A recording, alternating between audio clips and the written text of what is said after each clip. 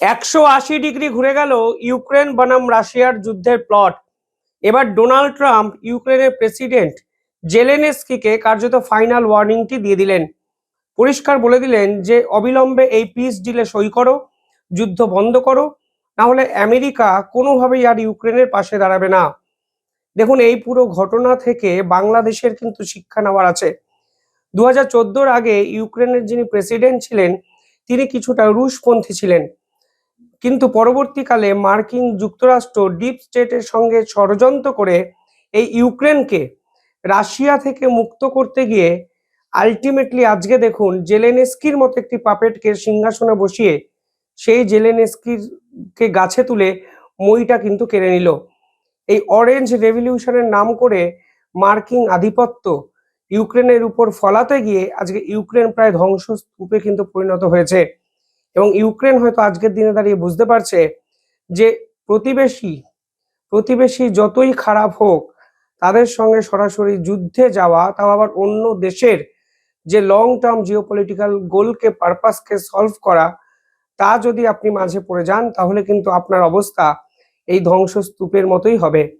বাংলাদেশ আসলে ডিপ স্টেটের ষড়যন্ত্রে ভারতের সঙ্গে এই একই ধরনের ভুলটি করছে যা ইউক্রেন করেছে, এবং এর শেষটা কিন্তু ইউক্রেনের মতোই হবে যখন বাংলাদেশের পাশ থেকেও আমেরিকা থাকবে না, এবং আমেরিকা গাছে উঠিয়ে এদের মইটা কিন্তু ঠিক একইভাবে কেড়ে নিলে বাংলাদেশের অবস্থাও কিন্তু শোচনীয় হবে কোনো না কোনো সময়। কালকে একটি গোপন মিটিং হয় ফ্লোরিডায়, এবং ফ্লোরিডায় কোথায় মিটিংটি হয় সেটা আগে জানা প্রয়োজন।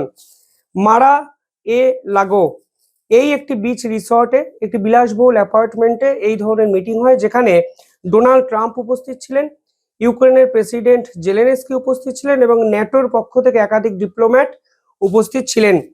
এবং কিভাবে এই পিস ডিলটিকে সম্পূর্ণ করা যায় তা নিয়ে কার্যত এই মিটিংটি হয়। এবং মিটিংয়ের শেষে জেলেনস্কি বলেন যে 95% আমরা সহমত হয়েছি, রাশিয়ার সঙ্গে যুদ্ধ বন্ধ করব, কিন্তু 5% নিয়ে আমরা এখনো দ্বিধাগ্রস্ত, অর্থাৎ 5% সহমতে আসা সম্ভব হয়নি। দেখুন, ডোনাল্ড ট্রাম্পের পক্ষ থেকে রাশিয়া এবং ইউক্রেনকে যে শান্তি চুক্তির প্রস্তাব দেওয়া হয়েছিল, প্রথম থেকেই এই 5% নিয়েই কিন্তু বিরোধ। আজকের দিনে দাঁড়িয়েও কিন্তু সেই 5%ই আটকে গেছে পিস রিলেটেড টক। ফলে ডোনাল্ড ট্রাম্প আলটিমেটলি এই পুরো বিষয়টার মধ্যে নিজে ঢুকেছেন, নাক গলিয়েছেন, এবং দিনের শেষে দেখুন একের পর এক স্যাংশন লাগানোর পরেও তিনি কিন্তু কোনো ধরনের সিজফায়ার করাতে পারেননি। তা কিন্তু আজকের জলের মতো পরিষ্কার। উল্টে তিনি ভারতের সঙ্গে সম্পর্কটি খারাপ করেছেন এই রাশিয়া এবং ইউক্রেনের যুদ্ধকে কেন্দ্র করে। অর্থাৎ প্রথম থেকেই ডোনাল্ড ট্রাম্প মানে নিজের সান্তা ক্লজের মতো ঝাঁপিয়ে পড়ার চেষ্টা করেছিলেন, কিন্তু আলটিমেটলি দিনের শেষে ঢা ফেল করেছেন। তা কিন্তু কালকে গোটা বিশ্ব ফের একবার বুঝলো, যখন তিনি ইউক্রেনকেই গাছে তুলে নিচ থেকে মইটি কেড়ে নিলে ইউক্রেনের প্রেসিডেন্ট জেলেনস্কিকে বলে দিলেন যে ভাই তুমি এবার চুপচাপ সইটি করে দাও, এই মুহূর্তে সই করা ছাড়া আর কিছু তোমার কাছে উপায় নেই। ইউক্রেন এতদিন যুদ্ধটি করছিল কার ভরসায়? আমেরিকার ভরসায়। দিনের পর দিন কোটি কোটি ডলার আমেরিকা খরচ করেছে ইউক্রেনের পিছনে। শুধু ডলার তো নয়, অস্ত্র দিয়েছে, ডিপ্লোম্যাটিক সাপোর্ট দিয়েছে। রাশিয়ার সঙ্গে সংঘর্ষে আমেরিকা নিজে ঝাঁপিয়ে পড়েছে ইউক্রেনকে বাঁচানোর জন্য। আর আজ দেখুন বিভিন্ন মহল থেকে যখন তারা পরাজিত হচ্ছে, তখন ইউক্রেনকে বলির পাঠা করতে দুবারও ভাবছে না। এবার কোন জায়গায় তারা সহমত হয়েছে আপনাদের একটু বলে রাখা দরকার। দেখুন, প্রথমত এই শান্তি চুক্তিতে প্রথম পয়েন্ট যেটা আছে মিলিটারি ডিএসকেলেশন, অর্থাৎ দু রাষ্ট্রই আজকে সহমতে গেছে যে এরপরে আর কোনো সেনাবাহিনীর সংঘর্ষে তারা জড়াবে না। সেকেন্ডটা হলো হিউম্যানিটেরিয়ান অ্যারেঞ্জমেন্ট, অর্থাৎ যুদ্ধে যারা যুদ্ধবন্দী হয়েছেন তাদেরকে ছাড়া হবে, এবং যারা ক্ষতিগ্রস্ত হয়েছে তাদের জন্য সকলে মিলে তাদের ক্ষতিপূরণের চেষ্টা করবেন। এগুলো বেসিক জিনিস, এগুলো সহমত হওয়া ছাড়া আর কোনো উপায় নেই দুটো রাষ্ট্রের কাছে, আপনারাও বুঝতে পারছেন। 3 নম্বর যে বিষয়টি তা হলো ইন্টারন্যাশনাল মনিটরিং, অর্থাৎ এই অবস্থায় দাঁড়িয়ে সিজফায়ার যেখানে হবে সেখানে রাষ্ট্রসংঘ বা আন্তর্জাতিক সংগঠনের প্রতিনিধিরা উপস্থিত থাকবেন, এবং কোনো পক্ষ যদি সিজফায়ার ভাঙে তার বিপক্ষে আন্তর্জাতিক স্তর ব্যবস্থা নেবে, এবং এই পুরো বিষয়টি ইন্টারন্যাশনাল একাধিক অর্গানাইজেশন সংগঠিত করবে। এই পুরো মানে এই পার্টিকুলার জিনিসে দুই রাষ্ট্র কিন্তু সহমত হয়েছেন। স্যাংশনকে নিয়ে একটি সহমতের জায়গায় আসা হয়েছে, কারণ রাশিয়ার উপরে এত স্যাংশন আমেরিকা এবং ইউরোপের দেশগুলো লাগিয়েছে রাশিয়া পরিষ্কার বলেছে, ভাই আমাদের উপর দিয়ে স্যাংশন তোলো। যুদ্ধ যখন শেষ হয়ে গেছে তখন স্যাংশন আমার উপর রাখছো কেন? আমার থেকে কে তেল কিনবে কি কিনবে না তোমরা ডিসাইড করতে পারো না? তো অকারণে স্যাংশন স্যাংশন খেলাটা বন্ধ করো, নাহলে আমরা সইটি করব না। এখানেও কিন্তু ডোনাল্ড ট্রাম্প, ইউরোপ এবং জেলেনস্কি পিছিয়ে এসছেন এবং স্যাংশন আপাতত কিছু ক্ষেত্রে তোলা হবে, সেই সহমতে কিন্তু আসা সম্ভব হয়েছে। এবার বিষয় হলো কোন জায়গায় সহমতে আসা সম্ভব হয়নি। Territorial integrity. 2014 সালে রাশিয়ার মিলিটারি সবার আগে ক্রিমিয়া দখল করে ইউক্রেনের জায়গা। পরবর্তীকালে আস্তে আস্তে খেরসন, জাপোরিজিয়া, ডোনেটস এবং লুহান্স এই জায়গাগুলো কিন্তু প্রায় দখল করে নিয়েছে রাশিয়ার মিলিটারি। এগুলো ইউক্রেনের অংশ হলেও এখন এই জায়গাগুলোতে রাশিয়ার মিলিটারির কিন্তু প্রেজেন্স আছে। আপনারা ম্যাপে দেখতে পাচ্ছেন, যেটি অন্য কালার দিয়ে দেখানোর চেষ্টা করা হয়েছে, সেইখানে রাশিয়ার মিলিটারি এখনো কিন্তু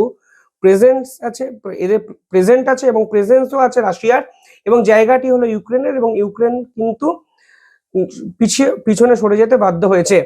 এখন ইউক্রেন দাবি করেছে যে এই যে 5টি জায়গা তুমি দখল করে রেখেছো তা তো ইউক্রেনের জায়গা, সেগুলো তুমি ইউক্রেনকে ফিরিয়ে দাও।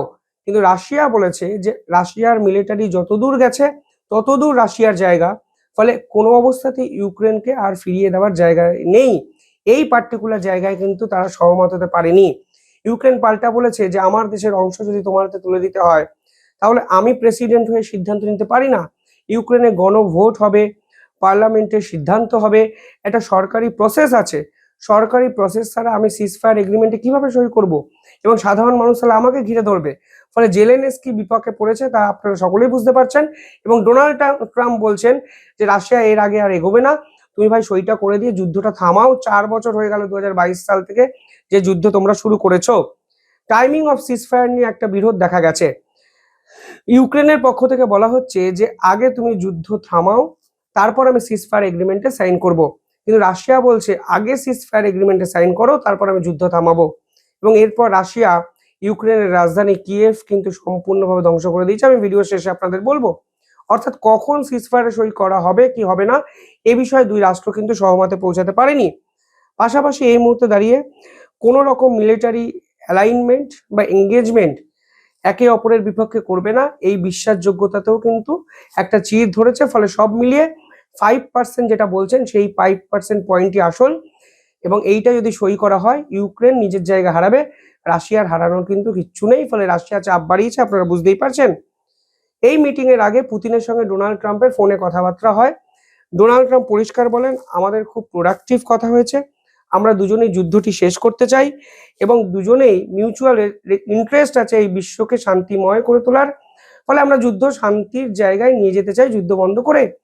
এবার পুতিন তো যা করার করে এটা দিয়েছেন, বলেছেন ভাই আমি যুদ্ধ বন্ধ করতে চাই, তুমি সইটা করে দাও। সেই সইটা করলেই রাশিয়া যার জন্য এতদিন লড়ছিলেন, অর্থাৎ 5টি জায়গা কিন্তু রাশিয়ার হয়ে যাবে। এবং ইম্পর্টেন্ট বিষয় হলো ডোনেটস এবং লুহান্স তা কিন্তু ইউক্রেনের ইন্ডাস্ট্রিয়াল এরিয়া। ফলে দেশের শিল্প সমস্ত ক্ষেত্রে অর্থ রেমিটেন্স কিন্তু ওই দুই জায়গাকে কিন্তু কেন্দ্র করে ইউক্রেনের আসতো। ফলে ইউক্রেনের যা ক্ষতি হবে তা কিন্তু ইউক্রেনের পক্ষে পূরণ করা সম্ভব হবে না, এবং ইউক্রেন প্রায় শেষ পর্যায়ে চলে গেছে, খতম হয়ে যাওয়ার জায়গায় কিন্তু চলে গেছে। এই অবস্থায় দাঁড়িয়ে এই সিজফায়ারের মধ্যেও রাশিয়া কিন্তু ইউক্রেনের উপর ভয়ানক এক মিসাইল স্ট্রাইক করে। রাশিয়া ইউক্রেনের রাজধানীকে ক্ষেত্রে টার্গেট করেছে কিয়েভ কার্যত গুড়িয়ে দিয়েছে রাশিয়া কিন্তু কালকে। 27শে ডিসেম্বর থেকে ধারাবাহিকভাবে শেষ 3 দিন ধরে এই অ্যাটাক চলছে, এবং রাশিয়া এখানে লার্জ স্কেল রাশিয়ান মিসাইল ব্যবহার করছে, শহীদ ট্রাইব ড্রোন ব্যবহার করছে, ক্রুজ মিসাইল এবং ব্যালিস্টিক মিসাইলের কিন্তু প্রয়োগ ঘটানো হয়েছে। এবং মাল্টি ডিরেকশন থেকে এই ধরনের মিসাইল অ্যাটাক কিন্তু ইউক্রেনের উপর আসছে। ইউক্রেন ডিফেন্স সিস্টেমকে কোথাও কি অ্যাক্টিভেট করেছে, কিন্তু কোনো অবস্থাতেই রাশিয়ার এই আক্রমণকে তারা থামাতে পারছে না। কিছু মিসাইল আকাশেই ফেটে যায়, ডিফেন্স সিস্টেম থেকে যে মিসাইল ছোড়া হয়, এই যে খণ্ডগুলো যখন মাটিতে পড়ছে তখনও যে ঘরবাড়ির উপর এই খণ্ডগুলো পড়ছে সেই ঘরবাড়িগুলোও কিন্তু ক্ষতিগ্রস্ত হচ্ছে। ফলে সব মিলিয়ে গাছে তুলে মইটা কেড়ে নিলেন ডোনাল্ড ট্রাম্প। ইউক্রেন কার্যত লণ্ডভণ্ড হলো, নিজেদের জায়গা হারালো, এবং পিস ডিলও যদি কালকে হয়ে যায় তাহলে রাশিয়া বিপুলভাবে কিন্তু এই যুদ্ধে জিতছে তা কিন্তু পরিষ্কার। এবং রাশিয়ার সহযোগী রাষ্ট্র ভারত, তারা তো চালকের আসনে বসবেই, কারণ রাশিয়ার উপর দিয়ে স্যাংশন তোলা কার্যত সময়ের অপেক্ষা। কিভাবে দেখছেন আপনারা পুরো বিষয়টি কমেন্টে জানাবেন। দেখতে থাকুন দ্য ইন্ডিপেন্ডেন্ট নেটওয়ার্ক। ধন্যবাদ।